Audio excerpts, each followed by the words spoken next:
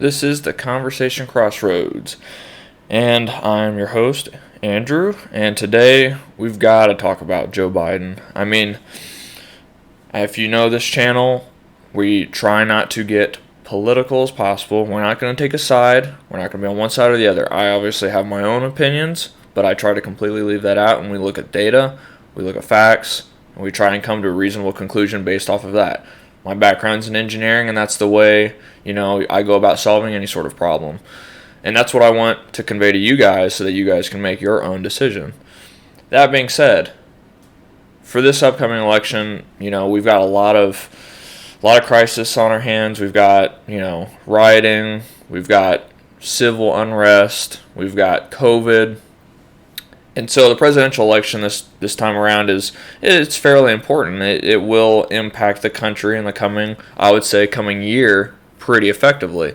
And that's going to be, how we handle COVID and how the economy recovers. So going to Joe Biden,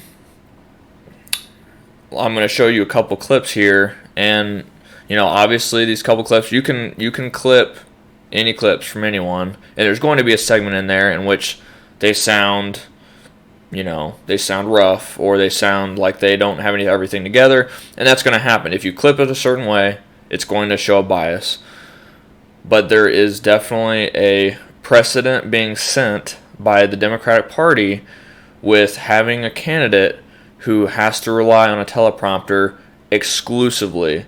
Trump has his stumbles, but he also can talk and hold a conversation and hold questions. Let's take the press conferences, for example. I know the Democrats love to tout that he has some cognitive dysfunction, but his press conferences and the way he handles questions, it's obvious. Okay, he doesn't have at least a noticeable decline at this moment. Obviously, there might be some decline, but he is able to hold his own, and he has a strong presence when he's talking to the media.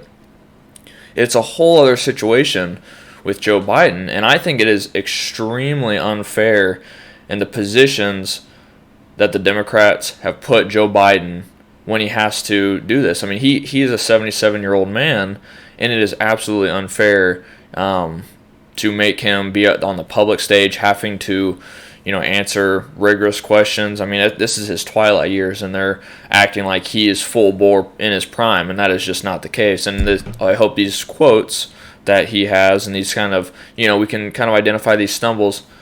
We can kind of get the picture here, and I'll just play them without wasting your time anymore. What's the president doing?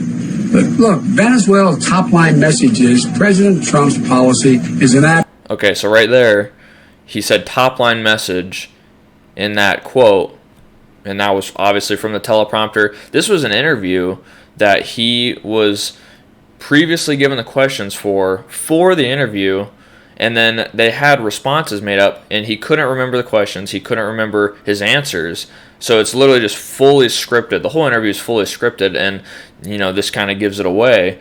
And that's just, I think the truest form of an interview is not getting the questions ahead of time. I mean, that's kind of the way it has to be. If you knew all the questions ahead of time, then you're going to have an advantage on how you answer them, and you're going to be able to frame it perfectly. But that's not the point of an interview. The point of the interview is to dive deep into your own cognitive ability, your own logic, and then you're able to fight back from the interview, with the interview questions and whatnot, and it's a bounce back and forth.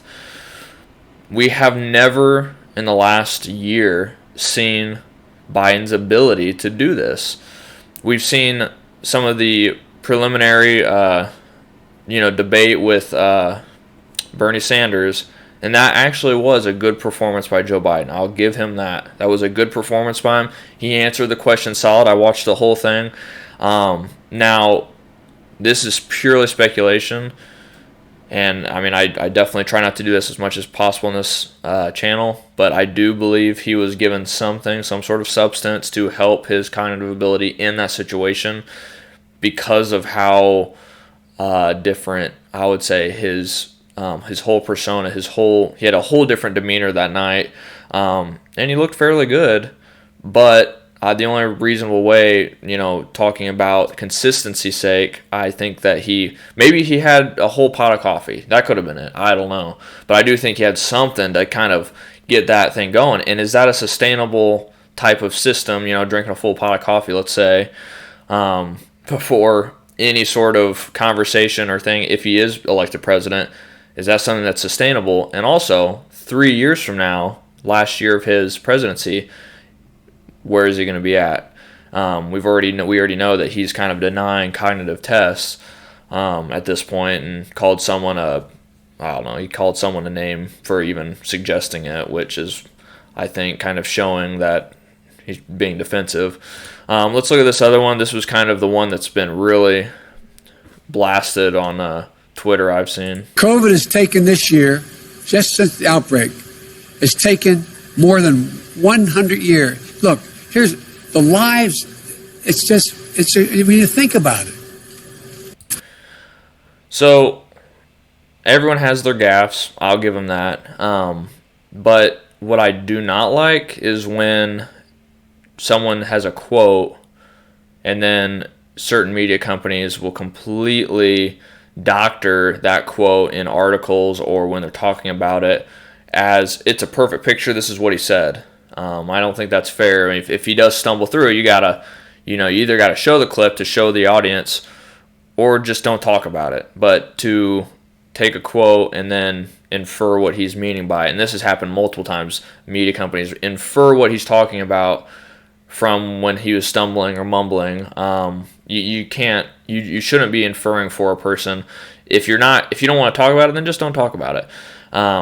But yeah, if you're coming down to the practical opinion of all this, it is so unfair. So I think about my grandfather. He's 85 now, I believe. He's still physically in great shape. He rides a bike every day, and he, does his exercises, and he gets along just fine. Cognitively, though, it shows. I'd say 5 years ago, he began the decline to where it is today, and part of it is he has poor hearing, but the other part is he can't hold several things in his mind at once. He can't follow a train of thought, and I've seen that. And honestly, Joe Biden reminds me of my grandfather about 5 years ago.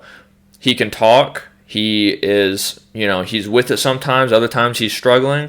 He is able to answer questions to a okay degree. He's not able to give much detail. He's not able to dive deep in the rabbit hole in terms of solutions, which I think is necessary for a president. And but the bigger picture is, where are we headed? This is like a 4-year term that a presidency is in. He's 77 now, and the way someone that their mind starts to go as they're older, it's a rapid process. It can happen within a year or two, or it could be prolonged over the next 5-10 years. But regardless, I don't think he's in an energy state to take on the role. We already know, and obviously lots of media companies will never talk about this, but Trump doesn't sleep much. He sleeps like 4 to 6 hours, I believe, a night, maybe even less than that. But he sleeps less than most people, but he is extremely high functioning when he is awake, and that is shown from any person who's ever worked with him in and outside the White House. We know his functionality is extremely high. Now, whether you agree with the man, whether you think he's all the names in the book that people call him, that's another thing.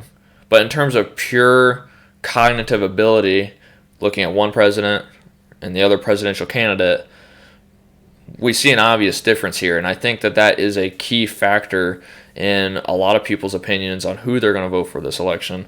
You can't, I think political office is being in any political office is one of the most rigorous professions to pay that you're going to have, and the presidency alone is going to be extremely stressful. They're dealing with military decisions, they're dealing with foreign affairs, domestic affairs. I mean, they've got things coming at them all the time. And then the media, if you're having to deal with media problems or them shedding light or twisting facts and making you look bad in front of people, that's another factor literally coming at you at all sides at all times. And you have to be prepared. I don't think particularly Obama I don't think he was prepared for how much work it was going to be, and he was prepared for just the physical, mental fortitude required for the presidency. I don't think most presidents are. You could say same thing about George W. Bush. You could just go down the line. Only some presidents have ever lived up to the role that is the presidential role. And I think Trump is a person, regardless of what you think of him, you could think he's the devil himself, but he's in a physical position because of his business background to be able to be capable of, running the presidency. So that's my 2 cents on it. Let me know in the comments below what you think. Do you think Joe Biden is mentally deteriorating? Do you think this is just little clips shown out of context? Do you think this is all, fake news on Joe Biden, that he is actually ready to go? My argument to that would be, why isn't he on TV more? Why isn't he doing more interviews with people with the media companies for and against him? Obviously, Trump doesn't do a whole lot of interviews with people against him, but he does do the press conferences, and they rail him pretty hard there, so I don't think he needs to anyway. But, yeah, so, Biden is taken out of the spotlight quite a bit, and I think it's for obvious reasons.